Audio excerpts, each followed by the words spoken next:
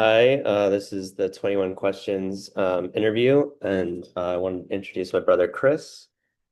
Chris, if you could just give a brief introduction to yourself and your experience teaching, and then we can dive in. Sure. Yeah. So I taught in official capacity starting in grad school, where I went to UCSD for a master's in Latin American Studies.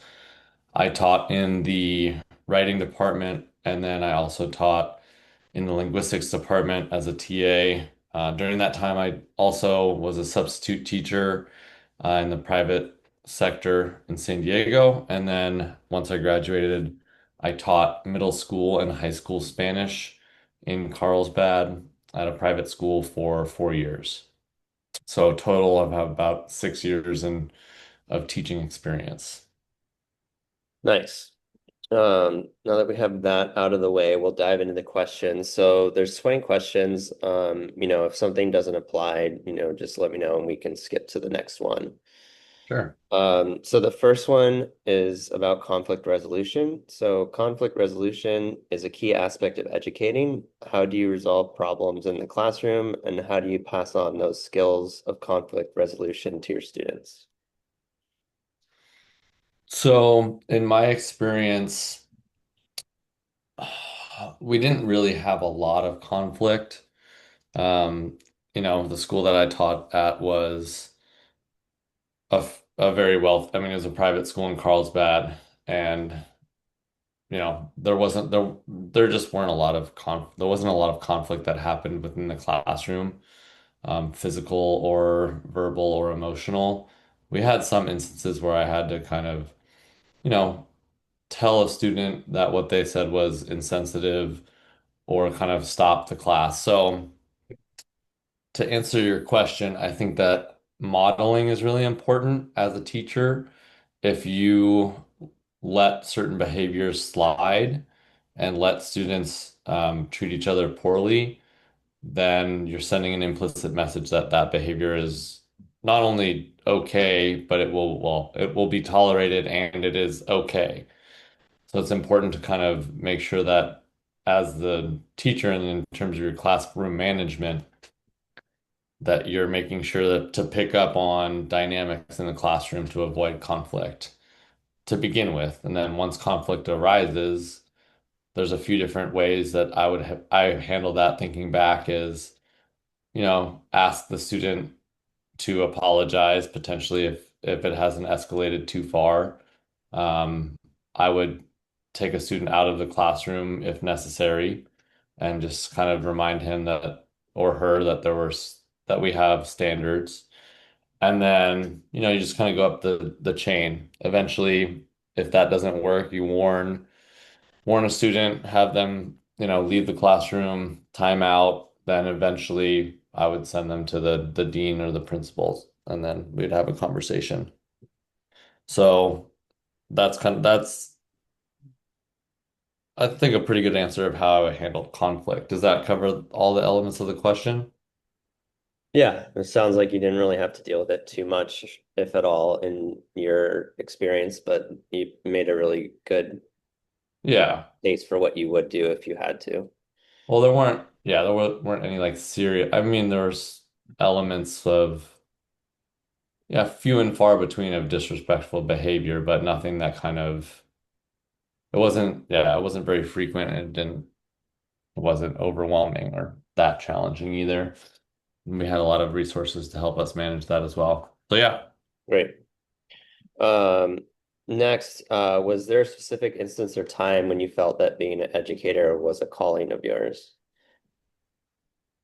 Yeah, there was a time when I felt that way. I mean, I still do to a certain extent. I'm pursuing a different path. And I don't know, education is an interesting, I mean, I kind of looked at myself or what the school that I was at, and generally education is the way that I conceive of it is about forming and molding young minds. And to a certain extent, I'm still will be doing that. But yeah, I felt the calling to do to be a part of that, and the vehicle with which I did that was through Spanish. And I felt like it was something that was important and necessary for, especially in California, for people to be able to speak Spanish, to be able to communicate with a rising sector of the population. Nice. So regarding your like strengths and weaknesses, one thing we've been learning is that it's really important to like focus on your strengths, but also to like work on your weaknesses. Uh, Mhm. what have you done, I guess, in the past to accomplish those two things? Essentially, building up Yeah. your strengths and then working on where you need to improve. Yeah, so what I did, and this, I mean, you might touch on this later as well, but I'd say my strength was my rapport and building a strong relationship with the students to the point where they felt that they could trust me.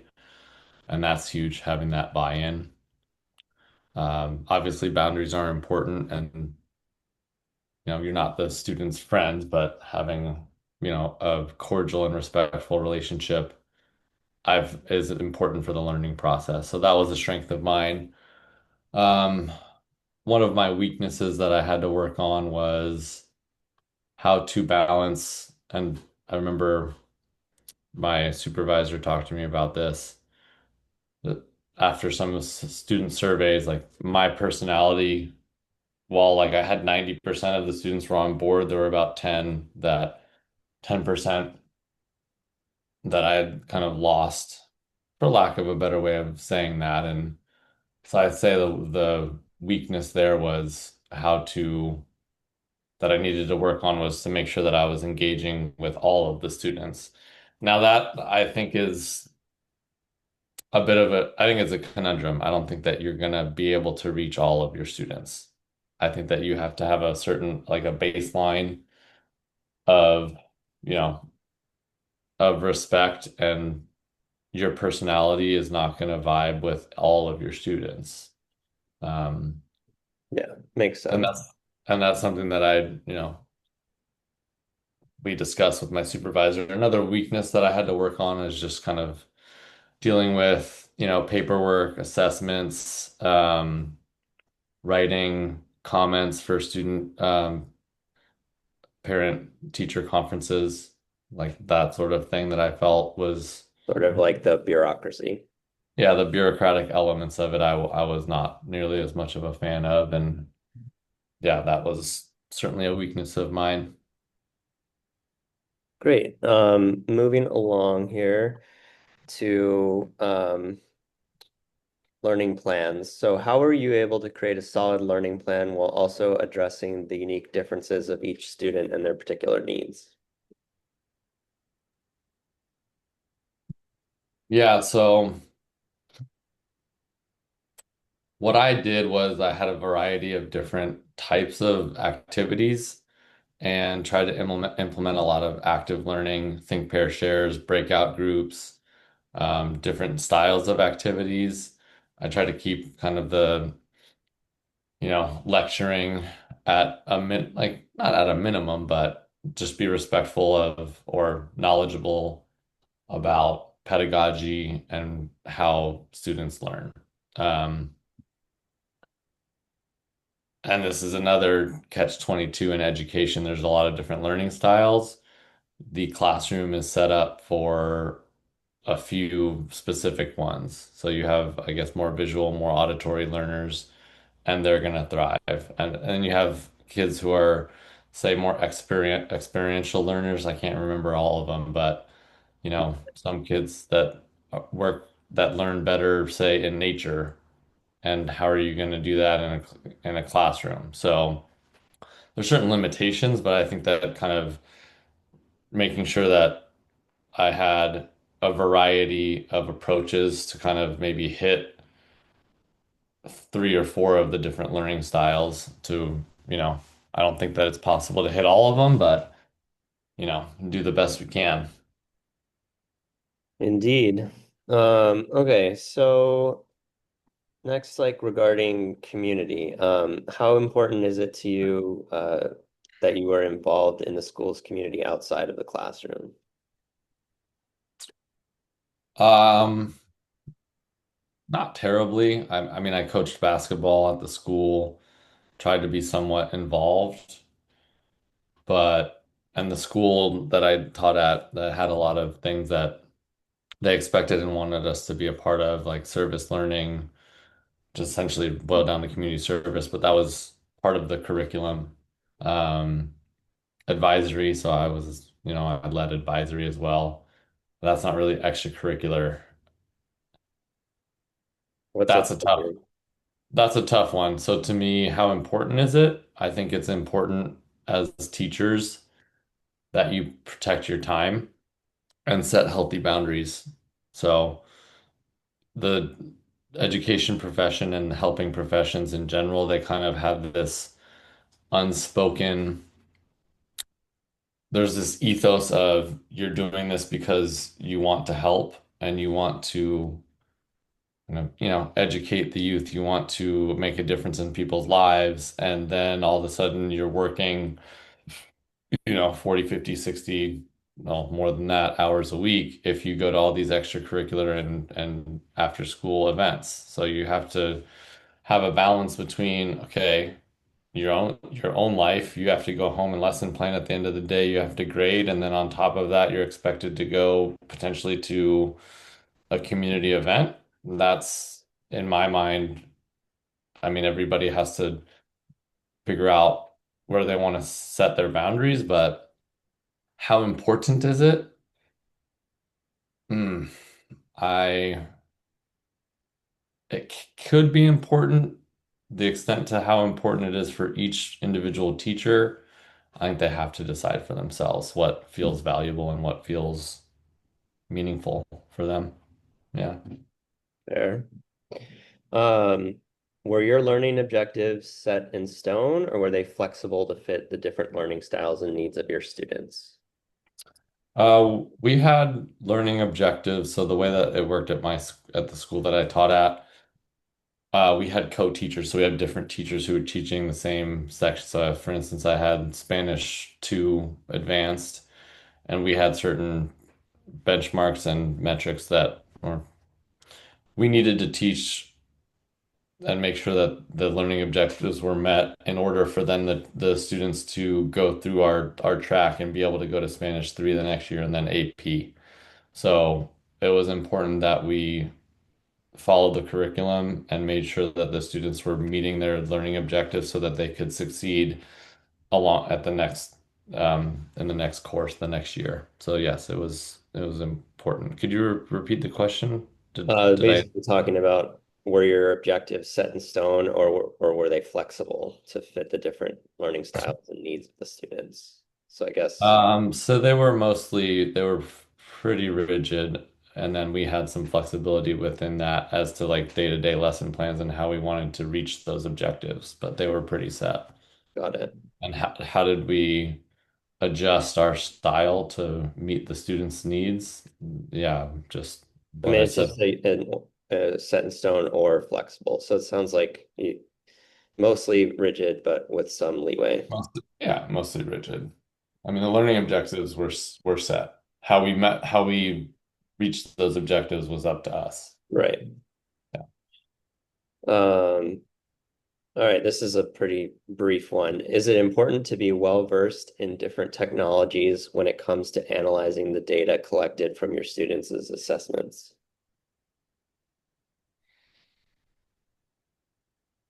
Could you explain that one a little bit more? So you're talking about like the grading of, yeah, Yeah, tell I me mean, about that. essentially, like one of the standards for teaching in California is to be able to analyze the data that you get back regarding assessments and where students are at in their learning environment. So I think the question is basically just asking you, you know, how is it, I guess, just straightforward, like, is it important that you have knowledge of a lot of different technologies to do that? Or maybe in your experience, was there like just one platform that you use? Yeah, I don't remember doing a lot of analytics in terms of how we Yeah. of tracking and assessing students. So May have just not have been applicable, which is fine as well. yeah, yeah. Um, so regarding lesson planning, do you do any research from outside sources other than, I guess, what you were provided by the school?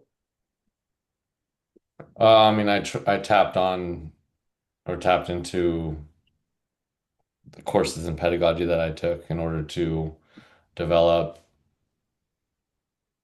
an effective lesson plan. But mostly, to be honest, it was, yeah, the school did a good job of providing us resources. Okay.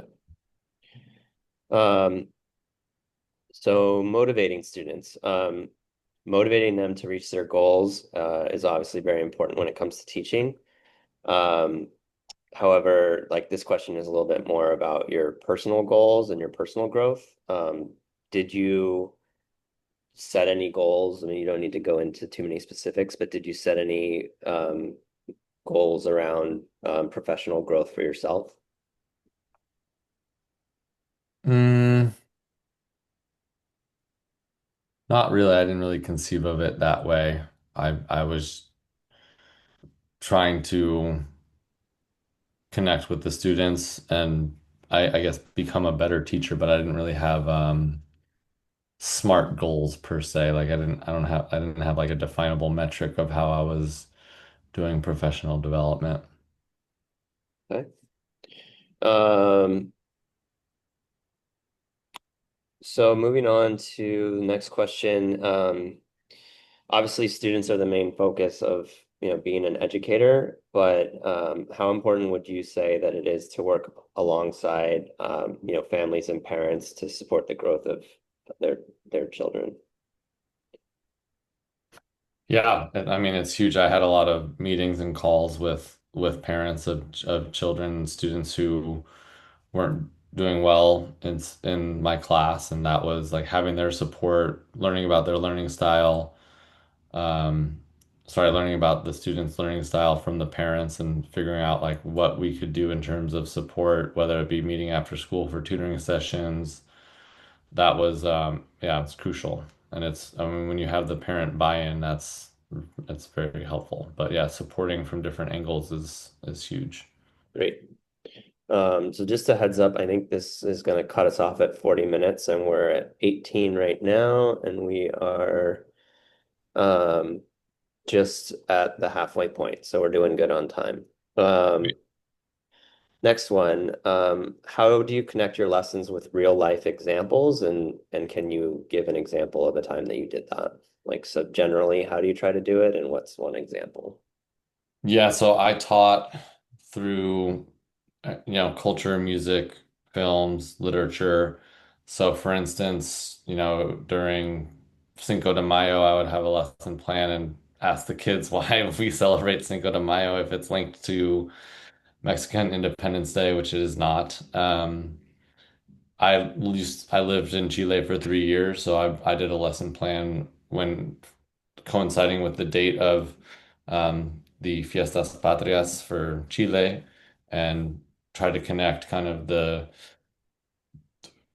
culture of the US surrounding celebrations of July 4th with Chilean independence. And then, things that sprung up in the news regarding immigration, try to make things kind of pertinent and current to what's going on in the world was, yeah, that was important, big time. Nice. Um, so next one, what do you do when you're realizing that, your lesson isn't clicking with the students? How do you adjust your instruction to make a better connection? Yeah, so I mean, there's two ways that I went about that. One is, you know, take note of that and adjust for the next lesson plan.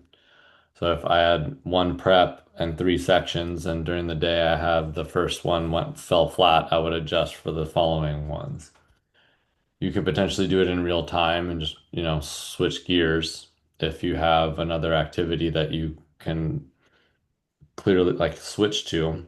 The way that I did my lesson planning was I had backup activities during the day, or sorry, during that block of time. So I always had a few things that I could kind of, know, pull out of my hat in case something wasn't landing. If something's not resonating with students, is it because I'm not teaching it properly? Is it because the material is inherently a little dry? In which case, how much can you do to motivate students and how much is just you need to get through it? There's a lot of factors that go in there. So for me, if a lesson plan isn't resonating, I'd say the steps that I would take are, can I pivot to another one that's going to meet my learning objectives right now? And then revisit that for the future sections, or at the very least, if you're going to teach the class the next year, okay, what was it about this lesson plan that really fell flat, or my teaching style? Generally, the kids really enjoyed their breakout groups. So I would, and think pair shares, games, making learning fun is the name is that's the battle right there. So generally, the only times that I saw my students bored or where it wasn't resonating was when I was sitting up at the front of the classroom and just kind of lecturing at them for, more than 5 or 10 minutes. And that's about the as long as that should generally go, anyways. Yeah, we've been learning 1 minute of that per grade level of Yeah, students. that's about So right. interesting. Yeah. And I totally agree about learning having to be fun. Otherwise, it's just not gonna Yeah. sing for That's and it's kids. a studied fact. Got to make it fun, got to make it applicable. Otherwise, Yeah. you're not going to retain very much. Um, so regarding diversity, how did you create learning environments that um, not only promoted learning, but also reflected the diversity of your student population? Like, I guess you sorry. could kind of rephrase it and just essentially say, how did you create learning environments that were reflective of the diversity of your students? So essentially keeping in mind what you're teaching is not, only to a group of 25, white boys and girls. Yeah. I mean, that's an interesting question. So I think the learning environment at my school was predominantly white and Asian. I don't remember the exact statistics, but I would say probably like white and Asian, maybe like 85%, 80%, something like that. Um, the teaching environment, by the very nature of the subject that I taught, teaching Spanish, there's a variety of different, racial and ethnic groups that make up Latin America and Spain. So that's something that I wove into my teaching, and my teaching style is like Latin America is, it's not brown, it's not white, it's not black, it's not one of those, it's all of them. Like you have the whole gamut of racial and ethnic expression. So I don't know if that's answering the question at all, but the subject matter that I taught lent itself to be able to show diversity, I guess, is the best way that I can answer that question. Um, the school itself is not diverse. Hmm. Yeah. Yeah, I think the question may have been a little more geared towards a different subject, maybe like trying to Yeah. No, math to people of different cultures and maybe using different cultural examples to help resonate with yeah. different No, students. I mean that's a good point. I remember there's some example about SAT questions asking about like a regatta. So it's like, a lot of people don't know what a regatta is. Fair enough. So how do you make it culturally appropriate? Yeah. Um, so moving on, what kinds of routines, procedures, and norms did you apply in the classroom to ensure the environment is one where students could learn effectively? So routines, procedures, and norms to help um, create an effective learning environment. Yeah, so I don't remember exactly what came out of them, but at the beginning of the year, you do, I would do kind of like a behavior contract, not behavior contract, but do kind of like a let's create the classroom norms together, right? Mhm. And that's really important. You get buy-in from the whole group. So as a teacher, you're trying to promote kind of this little experiment of a classroom. It's like a mini democracy almost, even though it's not because you are the authoritarian in the classroom and you're the dictator and you at the end of the day you have the final say. So I guess you're somewhat of like the president of the room. But to go back a second, it's important that when you're establishing classroom norms, that the students have a say in that. How do they want to treat each other? How do they want to handle conflict? And as the teacher, especially if you're teaching younger grades, I mean, I did this in seventh and ninth and 10th and 11th grade. So you can direct students to say, like, hey, this is how I've seen this work well in the past, how we're going to treat each other. And that just sets a good baseline of, hey, remember back in September when we decided that if we had an issue with somebody, we were going to use I statements or weren't going to raise our voices or yell at, that sort of thing. And then it's like, oh yeah, we all talked about this, not just teacher said you're not allowed to do that. Does that answer the question? Yeah, I think so. You guys Yeah. kind of agreed upon the norms, as a group together Yeah. in the beginning of the year. And then you Yeah. referred back to them if something was, got out of line or in opposition to the agreement. Uh, hmm okay, how do you determine which instructional strategies, or how did you determine which instructional strategies you were going to employ based on the subject matter and the students' learning capabilities? So Spanish and learning capabilities of the students. So obviously that probably varied Oh, based on grade, but yeah, varied on grade level. So they have this concept maybe in a in easier way to answer it for you specifically would be take the difference between your strategic approach for seventh graders and 11th graders. yeah, so for seventh graders at the beginning of the year, we shifted from instruction in English to instruction eventually towards the end of the year was the goal was to be maybe 60%, 75% in Spanish. And so the shift happened over the course of the year. And then as for 11th grade, for my advanced Spanish class, the classes were conducted entirely in Spanish. So that's one example right there. Great. Yeah. Um, I don't know if this was applicable, especially teaching Spanish, but did you teach any students who were learning English or who had special needs? And if so, um, how did you address those needs to ensure success for those students? Yeah, no, that was hard because I did have some international students who didn't, English wasn't their first language and Spanish was not their first language either.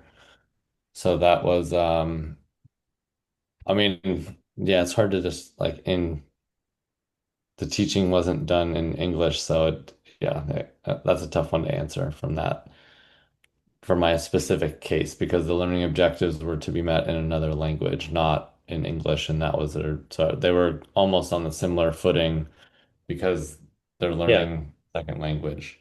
yeah. Everyone's learning a different language, the same Yeah. language. Um, so we talked about certain things that you've already done, that you already did at the beginning of the school year.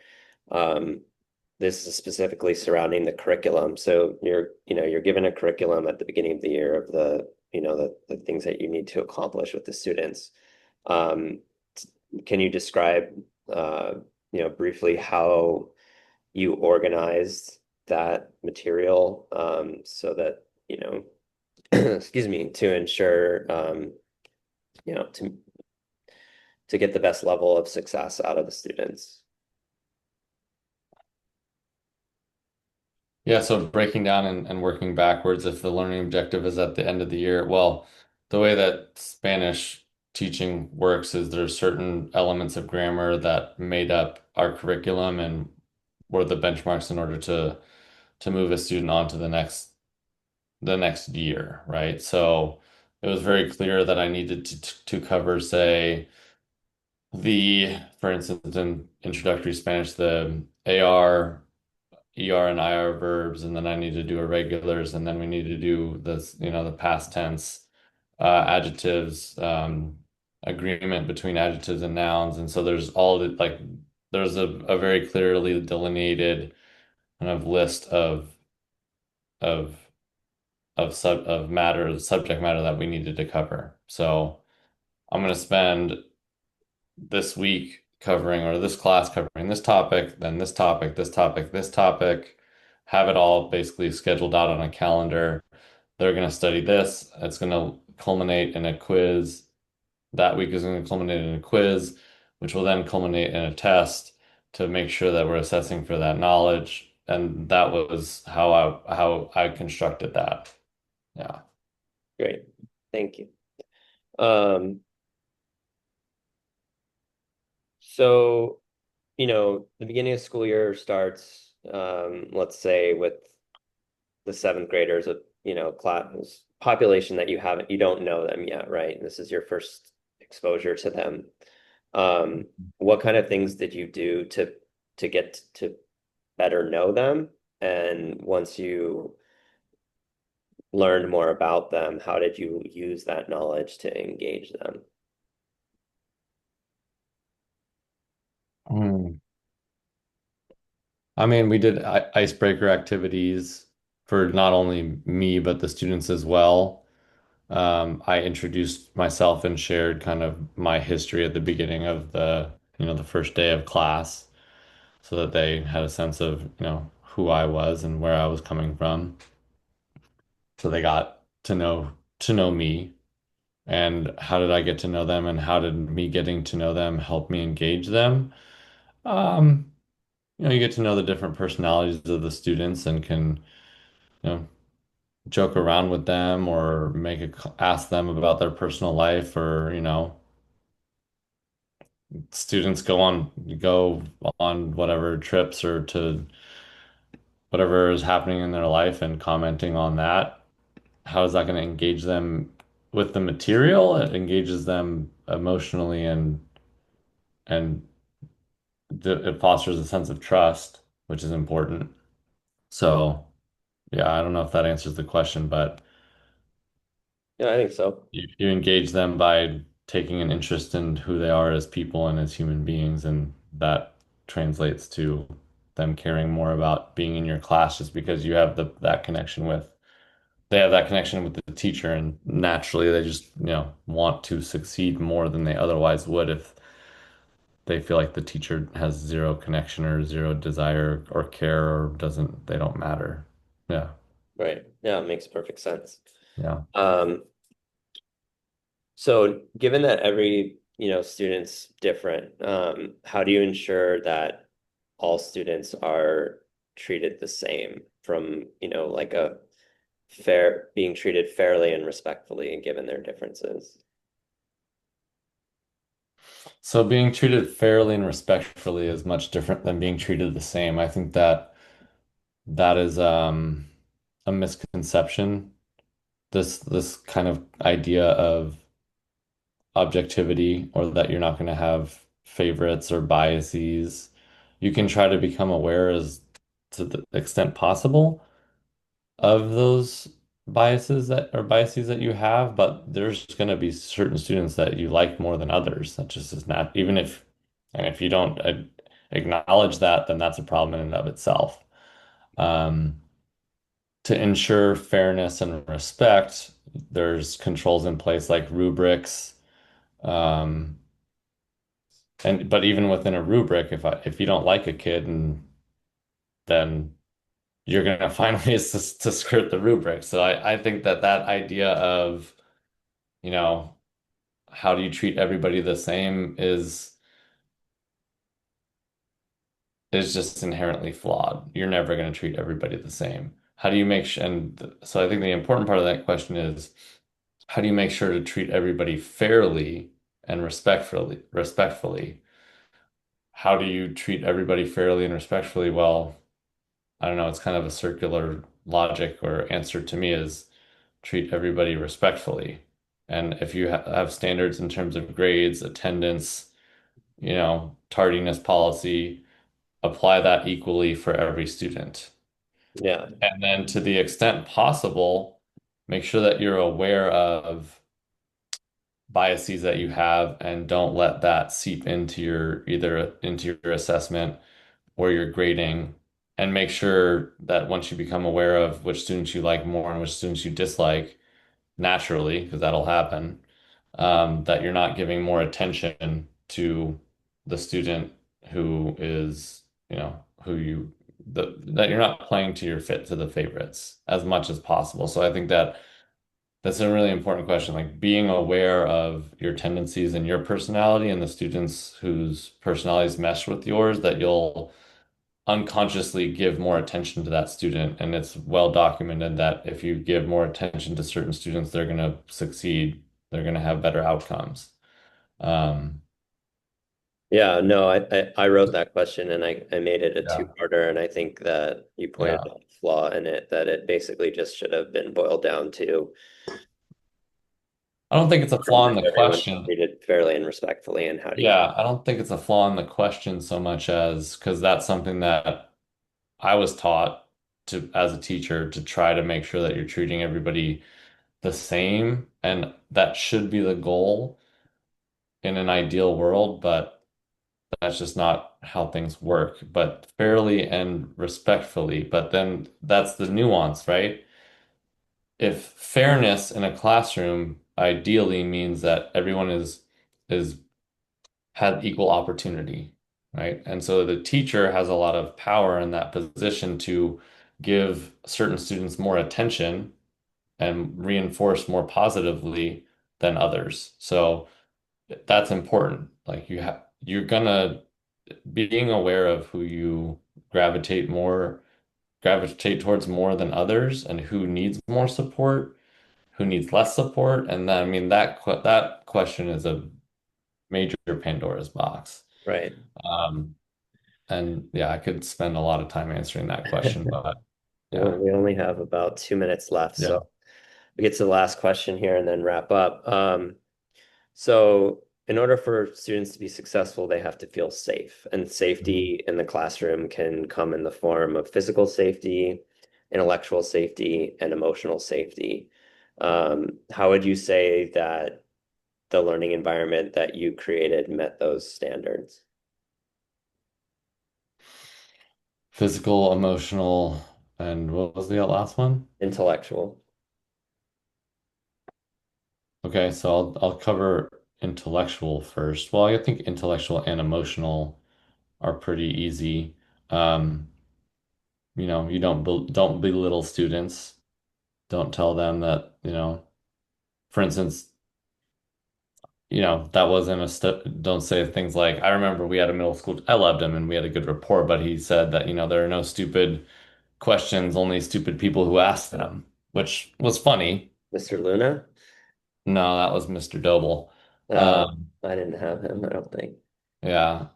So short answer to that question intellectually and emotionally is, don't do harm in that. Avoid hostile, emotional, and intellectual acts. So if a kid is asking a question, try to approach it from a place of curiosity, right? You have to be calm and Sure. accepting of a variety. And then the physical safety, how did I ensure physical safety? I made sure that the kids weren't hitting each other or touching each other, and I made sure that I wasn't hitting or touching the children. That's all I can do in terms of physical safety is make sure that while they're in my classroom, they're safe.